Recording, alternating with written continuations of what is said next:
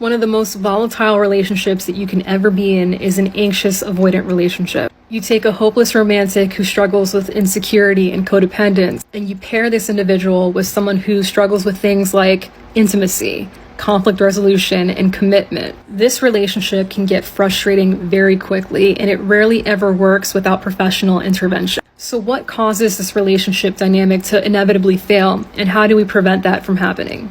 I want you to think of your life as a pie that is cut into two pieces. The first piece represents the relationship that you have with yourself, which accounts for your identity, your passions, your goals, your sense of community and belonging, and the amount of time that you devote to self-care. The second piece represents your relationship with your partner or your potential partner, the amount of energy that you invest into strengthening that bond. This includes talking, being vulnerable with each other, physical intimacy, quality time, etc. In a healthy relationship, this pie is going to be balanced, and both pieces are going to be equally prioritized. So what does this pie look like when you are in an unhealthy, anxious avoidant relationship? For each partner, it is drastically different. For the anxious partner, it looks like this. They will dedicate a massive piece to their significant other and leave a tiny sliver for themselves. Why is this a problem? Whether you are single, dating, or married, you are responsible for your emotional health. When you neglect this responsibility, you end up handing it over to your partner. Think of it this way.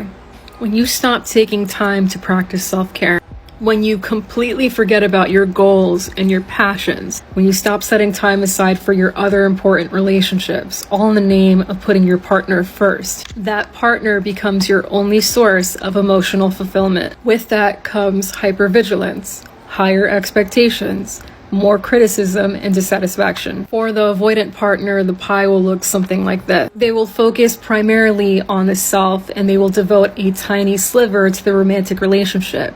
And the reason why they create this imbalance is to preserve their sense of independence and identity. Why is this a problem? It's because we are feeding into this unhealthy belief that a relationship is something that takes away from our life, when in reality, it is something that enriches our life. In a healthy dynamic, we know how to be a star, but we also know how to be part of a team. And when you devote such little energy to your relationship, you are not only failing your partner, you are failing yourself. If this is something that you and your partner struggle with, I am a huge advocate for therapy.